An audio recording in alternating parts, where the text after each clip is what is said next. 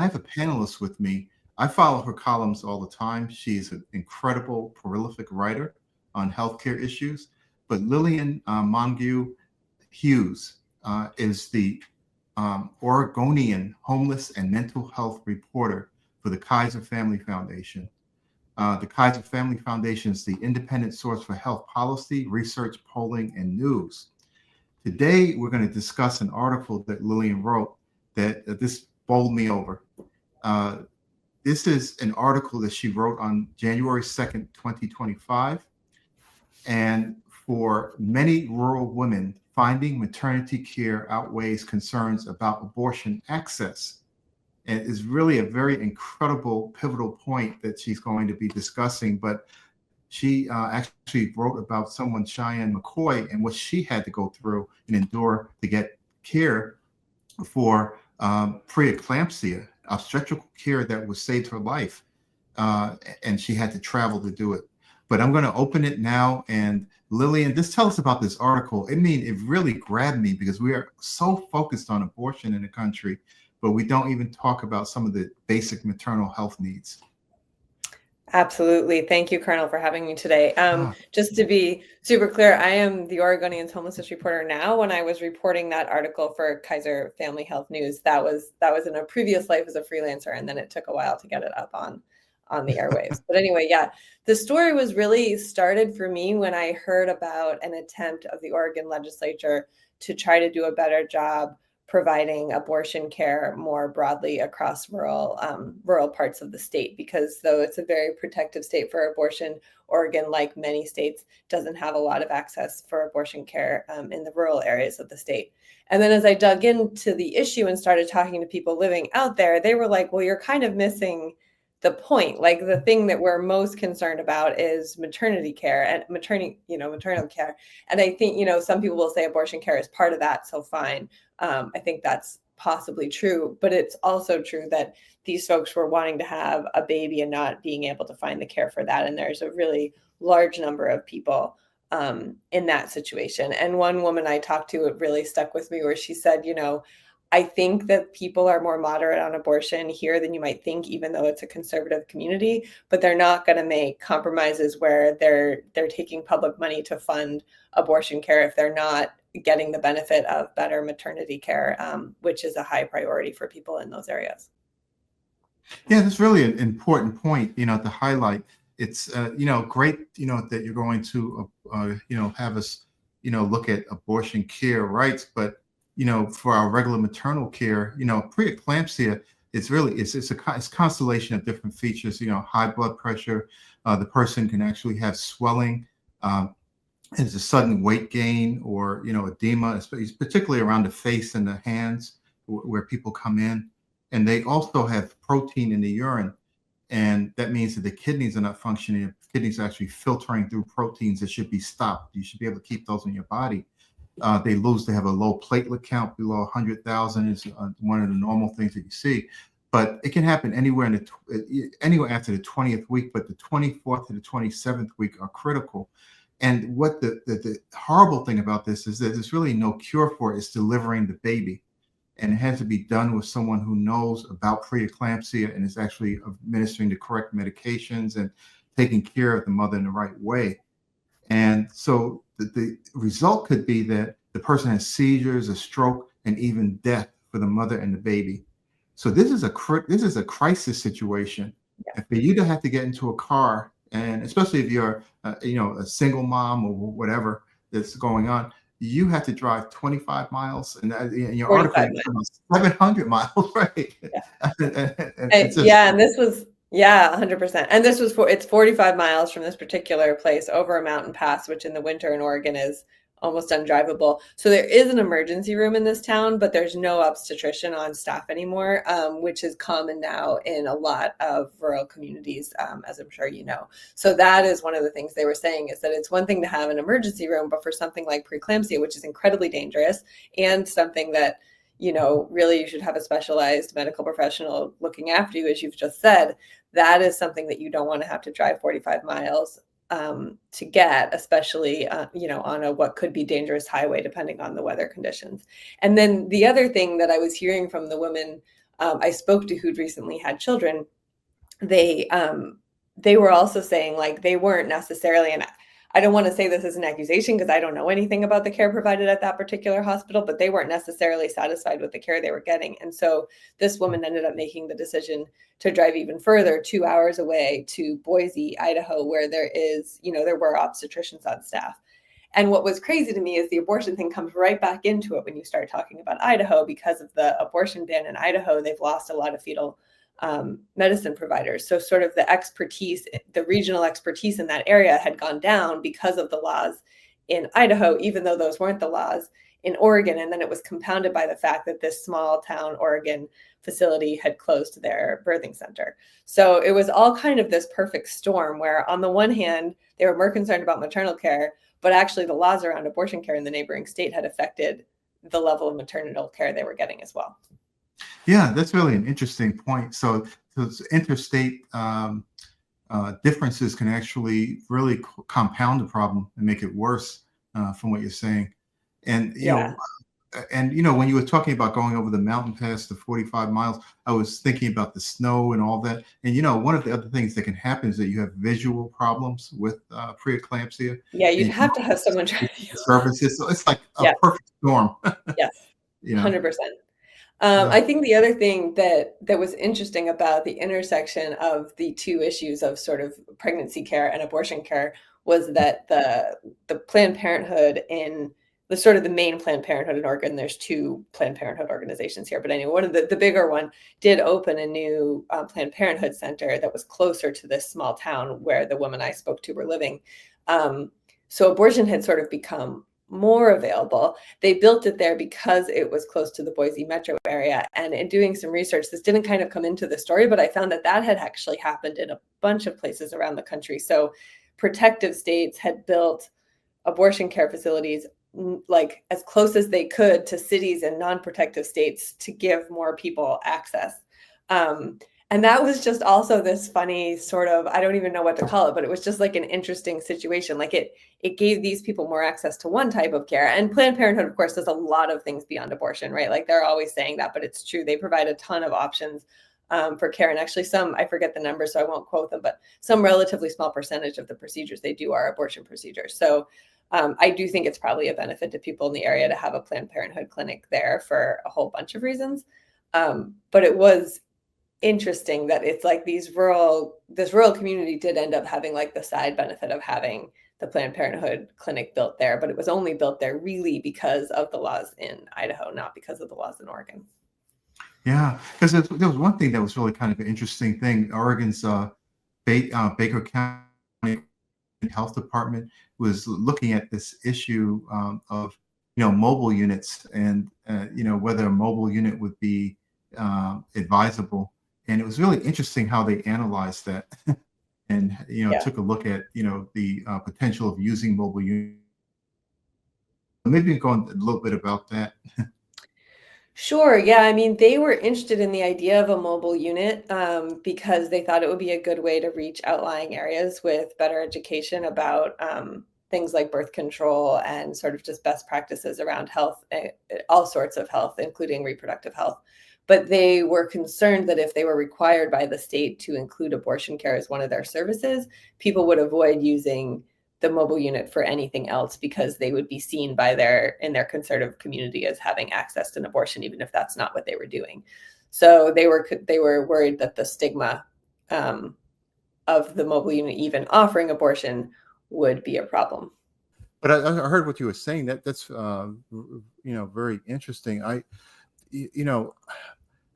They was talking about this, and it was a study that you had referred to about JAMA in early December that examined 5,000 acute care hospitals and found that in 2022, 52% of rural hospitals lacked obstetrical care after more than a decade of unit closures.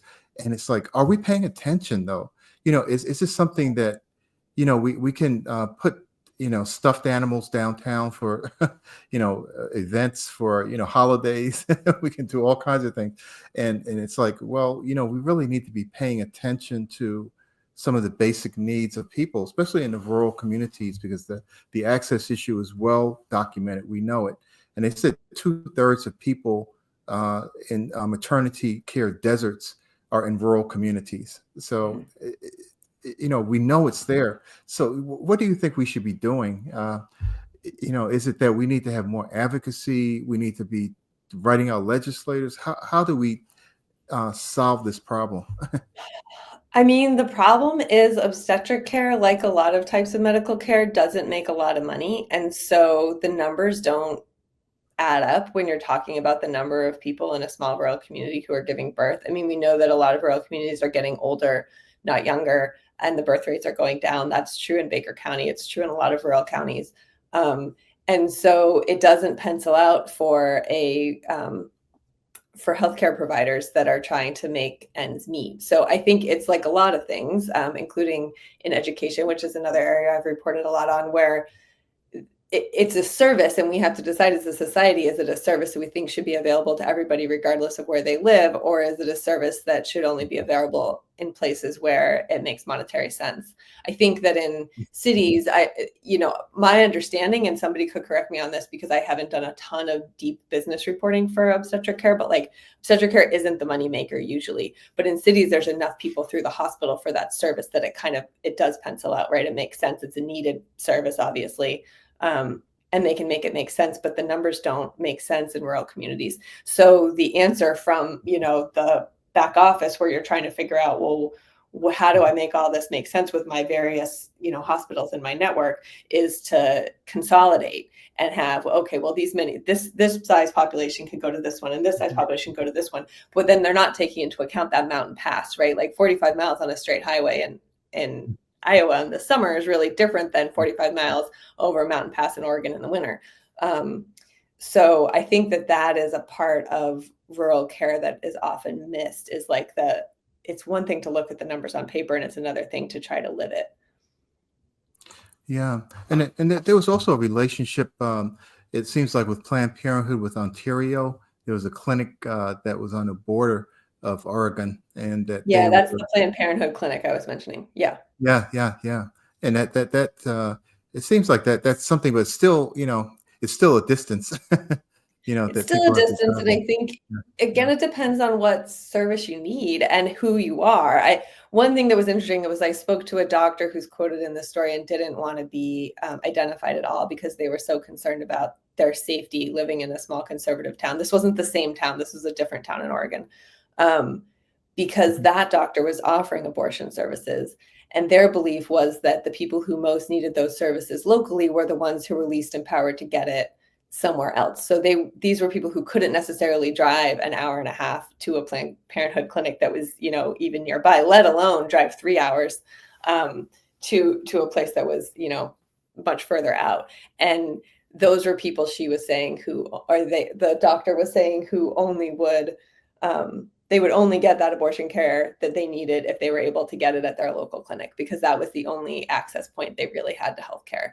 And so that doctor was arguing that care, needed to be offered right there. And I think you could make the same argument for obstetric care or other kinds of maternal care. Like if you don't have some community care, you're in trouble. I will say in Baker County, the woman I spoke to were very positive about the care they had received from the family doctors who were in town. There was a small clinic of family doctors, one of whom, Neil DeFries, I quoted in the story, and the woman I spoke to were very pleased with the care offered by that clinic, but they weren't delivering babies because they no longer had a birthing center in town. So you could get some of your care from those doctors, but you had to transition to a doctor at one of the facilities where you could give birth, which was, as we've said, 45 miles away at the closest.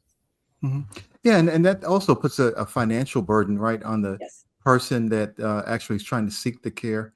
And Yes. in rural community, you may have, especially people who are in an impoverished situation, where they may not have the money to do that or to buy the gas, to drive, 100 miles. That's right. And the public health department was trying to address that need to some extent. There are some Medicaid resources for that, but it's like, it's just one more thing on top of all the things you have to do to try to figure out, okay, well, now I also need to get my gas prices covered, right? As opposed to it being somebody in town. And that's, even if you're low income, you can still get there. And so when you take that away and make it further out, Also, we're talking about the 45 miles. That's like point to point from downtown Baker City to the place in the hospital. But a lot of people in that county don't live in downtown Baker City. They live off on country roads, miles and miles out of town. So it Mhm. can be much further than that as well. Yeah.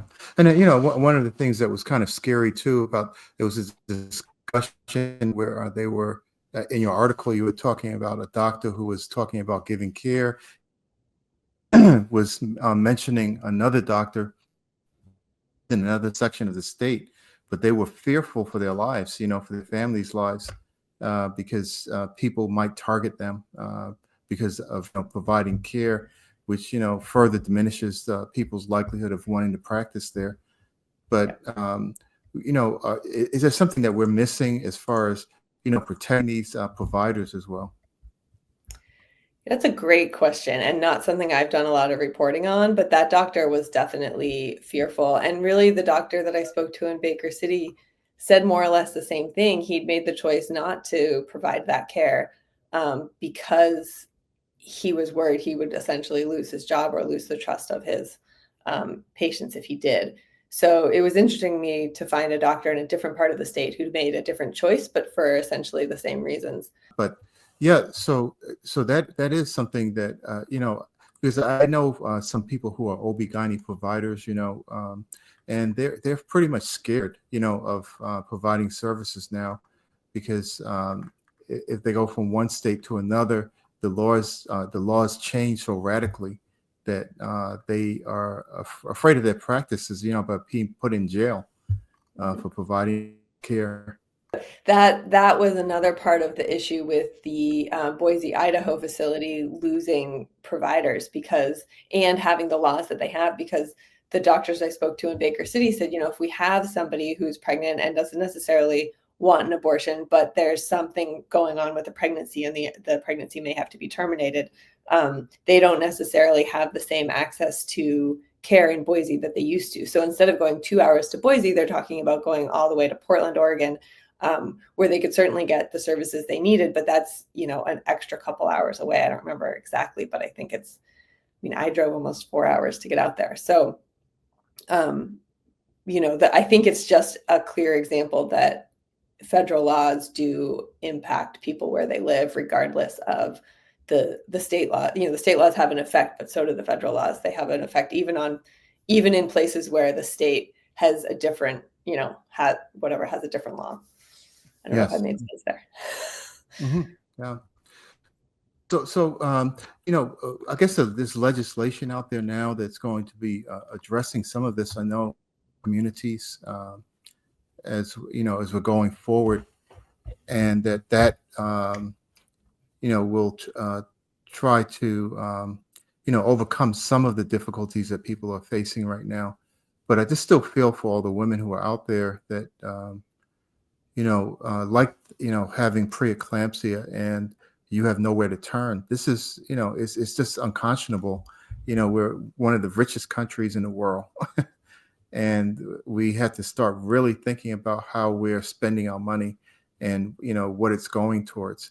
I was, the health director for the state of Illinois for some time, and I dealt with 92 local health departments. We had 102 counties in Illinois, and the resources that are required. Luckily, we have a governor who's really doing a lot now, putting money in behind the words to try to help people and help these health departments. But Governor Pritzker stands, maybe alone in some of this fray. We need to have legislators that pay attention to the health concerns of people and really understand that that can be a decision between life and death. Now, that mother may have other children that are going to be left alone, and we just don't know all the situations. And I think a lot more needs to be done from our legislative side to make sure that people have this access. That when it comes down to life and death situations, your political viewpoints, your personal viewpoints aside, this is someone's life, and this is someone else's family. And God forbid it will happen in one of the legislators' families or to them personally. But this is something that I think needs to have more attention, and people need to really focus on. I was just really bowled over, by the article and the depth of research that you had with this, because it really told both sides of a story, the two-sided coin. And we all automatically say, oh yeah, they should have this, we should have abortion rights there. And they're like, well, that's nice, but It's not the thing we care about the most. And the other interesting thing I'll say as you're talking about, life and death is, as I was talking to them, I was coming and asking about maternal care, and there was a definitely need for that. But there was also people said they wanted an ICU, they wanted a general surgeon, they wanted a dialysis clinic. These medical services are also many, many miles away. In some cases, at that same hospital that's 45 miles over the pass. So I talked to a few families who had someone who needed dialysis. So that's however many times a week, you'd know better than me, and they have to go to the town 45 miles away to get it. So it's not only, obstetric care, I think, is incredibly important. And obviously we're talking about mothers and babies, as you say, but there's also a lot of other people with health conditions that aren't getting treatment in their region as well. Yeah. Because, actually, when I was the director for public health back in 2008, I really approached the legislators and said, they were talking about doulas and, bringing that on board. I said, it's a nice idea, but you're not structured the right way for that. And they were like, what do you mean? We could have access, have more people. And I said, look, you have hospitals in rural areas where you have one OB, you have two OBs, and they're ready to do a C-section. They're there to take care of preeclampsia and other issues. I said, so you put the doulas in their area and take away their patient base, they're going to be gone. And I said, you have a golden rule, the 30-minute rule. And if you can't get to medical care within 30 minutes, your survivability goes down, your risk of death goes up. And I had to really tell them that. I said, you need to be thinking more creatively and more structurally about how to put this system together. And some of it was followed, but I still think there is a weakness in the system. The OBs, it was hard for the rural community to keep people there, specialists there. And that's in all the different fields, right? So general surgery and such. And so, well, the general surgeon I spoke to in Nebraska, I was starting to pursue a story on the shortage of general surgeons in rural areas, and I got this job, so I stopped. But I spoke to him, and he was saying that he's one guy for miles and miles and miles and miles, and there's like no other general surgeon. So he's done a whole bunch of crazy surgeries. But he liked living there, so he was there. But it was kind of like, well, who comes next? I mean, it was like, how are you going to find these people to move out here who are qualified and to provide care that people in cities expect as their absolute right? Right. Well, we have a minute to go. And is there anything else you want to say about this article that think people need to be aware of? Because I mean, we can go on for hours on this because there's so many different issues you're actually highlighting in this. And and how people view this whole issue. But is this something that you think that people need to know in a nutshell about being involved in this kind of issue?